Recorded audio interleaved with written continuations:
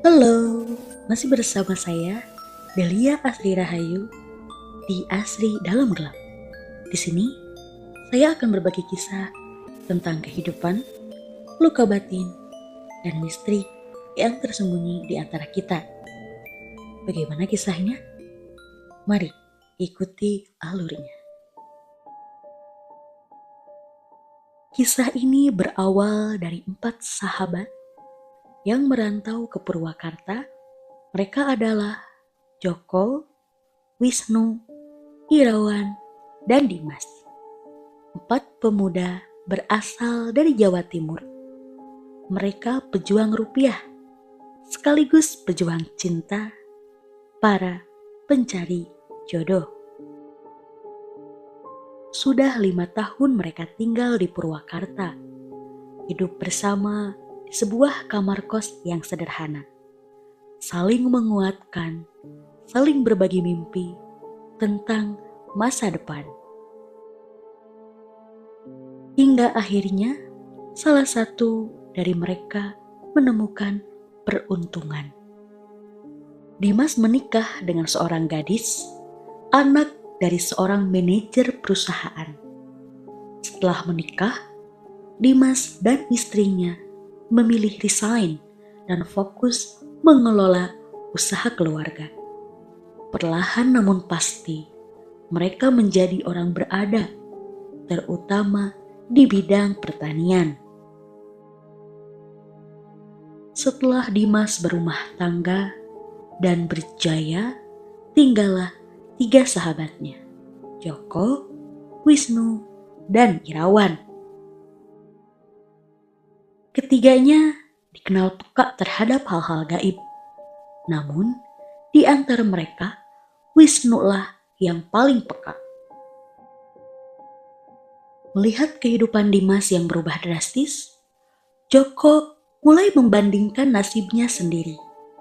Sejak saat itu, satu keinginan tumbuh dari dalam dirinya.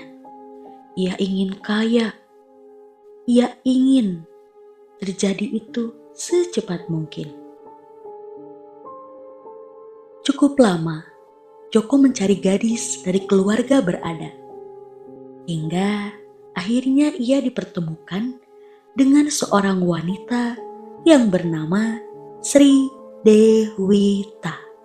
Orang-orang memanggilnya Teh Wita. Teh Wita adalah anak dari keluarga berada. Teh Wita adalah anak kedua dari 3 bersaudara. Kakaknya telah menikah, adiknya masih duduk di bangku SMA. Ayahnya menjabat sebagai kepala bagian staf di sebuah perusahaan pabrik tekstil. Sosok senior yang disegani. Ibunya adalah seorang pedagang grosiran, pusat belanja warung-warung di kampungnya. Dan ternyata Wisnulah yang menjadi mak comblang antara Joko dan Teh Wita. Tak disangka hubungan mereka berjalan cepat. Joko dan Teh Wita akhirnya menikah. Ambisi Joko tercapai. Ia berhasil menikahi seorang gadis dari keluarga berada. 2 tahun pernikahan pun berlalu.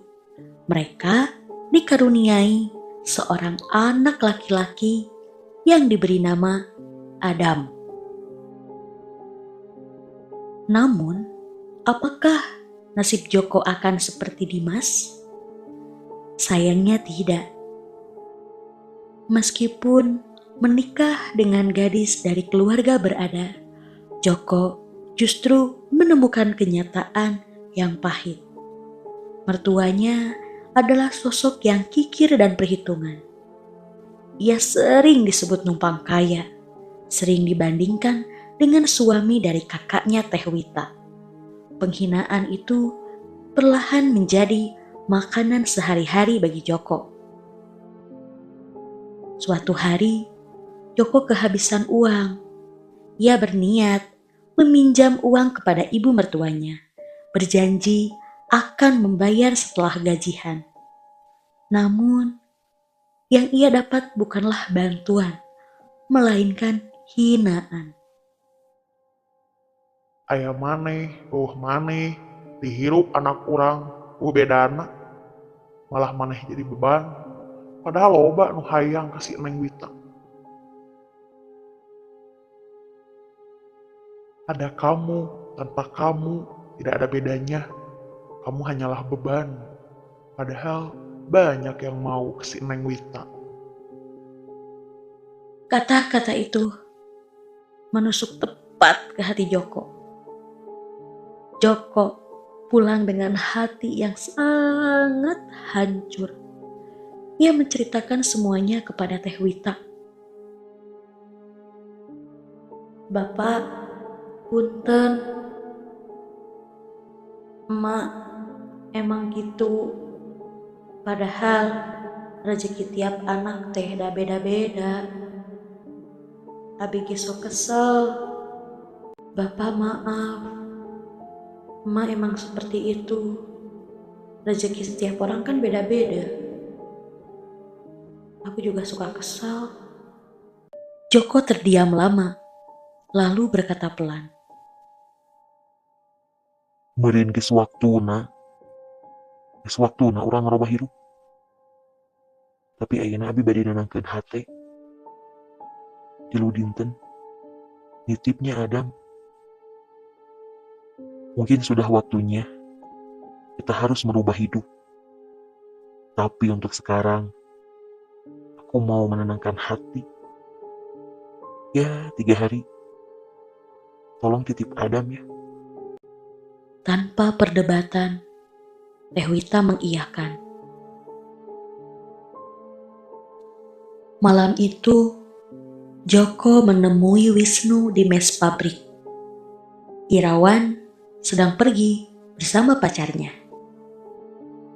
Di kamar yang sunyi, Joko menumpahkan semua isi hatinya. Sigana urang kudu balik heula ka Jawa. Kudu ka Embah. Keneangan solusi. Sepertinya aku harus pulang dulu ke Jawa. Harus ke Simbah untuk mencari solusi. Begitu ujar Joko kepada Wisnu. Wisnu menjawab dengan nada yang khawatir. Mun kitu, kudu nyokot cuti. Tong lila teuing, bisa dipecat. Sok we beja ka pamajikan. Kalau mau seperti itu, kamu harus ambil cuti.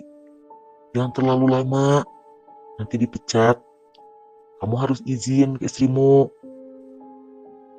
Begitulah tanggapan Wisnu sambil ikut merasakan apa yang dirasakan oleh Joko sahabatnya. Tidak lama setelah itu, Joko pulang ke rumah. Teh Wita terkejut karena belum genap sehari, suaminya sudah kembali. Setelah suasana tenang, Joko menyampaikan niatnya untuk pulang ke Jawa Timur dan mengambil cuti selama 2 minggu. Teh Wita hanya menurut. Sebelum berangkat, Joko berkata sesuatu yang membuat Teh Wita terdiam. Mah, urang ngukut budak yuk. Meh beunghar, meh lancar rezeki, meh aya batur kanggo Adam. Mah, kita adopsi anak yuk. Supaya kaya, supaya rezeki lancar, supaya ya ada teman untuk Adam. Teh Wita terkaget. Teh Wita mencoba untuk menolak. Keayaan orang kan pas-pasan, Pak. Jaba deh. Keadaan kita kan pas-pasan, Pak. Namun, Joko langsung memotong pembicaraan Teh Wita. Keun, sagalana ku bapak, anu penting mama setuju. Biarin segalanya ditanggung oleh bapak. Yang penting Mama setuju. Dengan hati yang berat, Teh Wita mengiyakan. Teh Wita akhirnya mengiyakan, bukan karena yakin, tapi karena lelah. Dan sejak kata setuju itu terucap, hidup mereka tidak lagi berjalan di jalur yang sama, karena ada keputusan yang tidak bisa ia batalkan. Dan ada anak yang seharusnya tidak pernah diadopsi. Dan sejak saat itu, langkah Joko perlahan menjauh dari jalan yang semestinya. 2 minggu ke depan, ia akan mengubah hidup mereka selamanya.